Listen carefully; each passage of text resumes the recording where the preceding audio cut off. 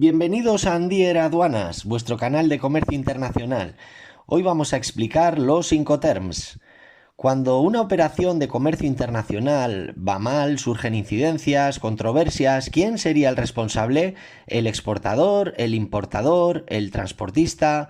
En el comercio internacional hay una serie de términos comúnmente aceptados para poder resolver todos esos conflictos que vayan surgiendo entre las partes que intervienen en una operación de compra-venta. Estos son los Incoterms. Fueron creados en 1936 por la Cámara de Comercio Internacional, que tiene sede en París, y desde entonces este organismo ha ido modernizando estos Incoterms en varias ocasiones para ir adaptándolos a las prácticas comerciales actuales. La versión que aplica en este momento es la versión Incoterms 2020, donde se realizó su última revisión y publicación. Los Incoterms constan de 3 letras que definen las responsabilidades del exportador o vendedor y el importador o comprador, en cuanto a los costes, riesgos y trámites que componen una operación de compra-venta internacional. Cualquier transacción comercial se plasma en un contrato de compraventa, este contrato se firma entre el vendedor y el comprador y allí tienen que establecer quién se hace cargo de dichos costes de transporte, quién se responsabiliza de la mercancía en caso de deterioro, pérdida, etc. ¿Quién se encargará de los trámites aduaneros? Es otro de los puntos que regulan los Incoterms. Su utilización no es obligatoria, pero en el momento en el que se incluyen en un contrato de compra-venta, a partir de ahí tienen plena validez jurídica. Estas reglas, entonces, lo que regulan es lo siguiente: en qué momento y lugar se produce la transferencia de riesgos sobre la mercancía desde el vendedor hasta el comprador. En segundo lugar, el punto de entrega o lugar de entrega de la mercancía. En tercer lugar, quién contrata y paga los gastos del transporte y el seguro. Y en cuarto lugar, qué documentación tiene que tramitar cada una de las partes, el comprador y el vendedor.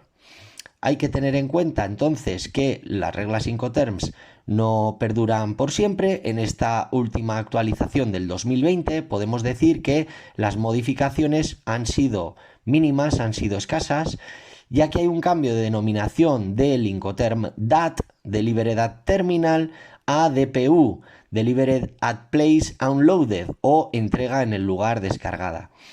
Esto es así, al parecer, por el poco uso que del Incoterm DAT se había hecho por parte de las empresas y también la visión restrictiva que suponía el concepto terminal, a pesar de que se indicaba en la versión anterior de 2010 que no era referido únicamente a terminales marítimas.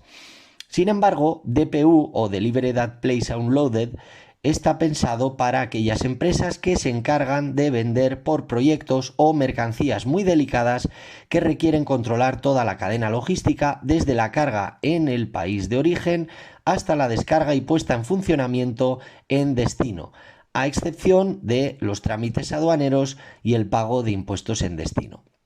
Además del cambio del DAT a DPU, en la versión 2020 se han producido pequeñas modificaciones en ZIP y CIF y también en FCA. En ZIP y CIF hay modificaciones en la cobertura de seguro. Hasta ahora se obligaba a contratar una póliza con al menos una cobertura ICC-C en ambos casos, y con la puesta en marcha de los Incoterms 2020, si acordamos el envío en condiciones ZIP, Cost Insurance Paid, la cobertura deberá ser ICC-A. Es el denominado todo riesgo marítimo, aunque en realidad no existe una cobertura a todo riesgo como tal. Mientras que si el envío se realiza en condiciones CIF, Cost Insurance Freight, se mantiene la obligación de contratar al menos cobertura ICC-C.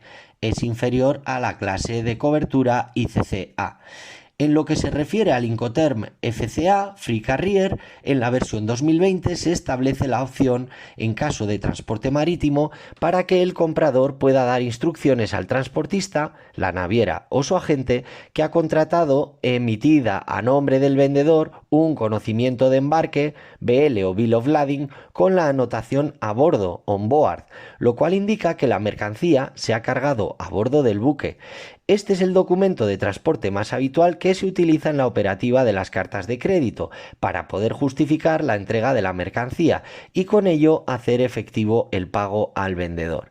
El resto de los cambios en la versión 2020 son de menor calado, son más bien formales y están relacionados con la presentación de la información, la relación de gastos, la obligación del vendedor o el comprador, cuando así lo indique el término Incoterm de contratar el transporte, lo que se indicaba hasta ahora, o bien proporcionarlo por sus propios medios. Es la novedad en esta versión de Incoterms.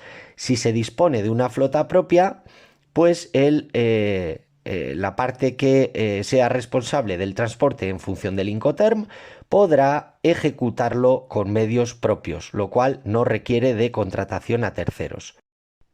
Por último, es importante recordar que los Incoterms o términos internacionales de comercio no regulan varios aspectos de la operación de compraventa.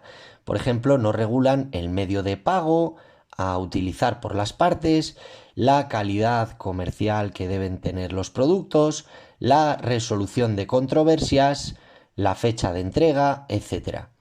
Los Incoterms se actualizan aproximadamente cada 10 años. Una nueva versión no deroga la anterior, por lo tanto es posible utilizar un Incoterm en versión 2010 o en versión 2000, etcétera, etcétera.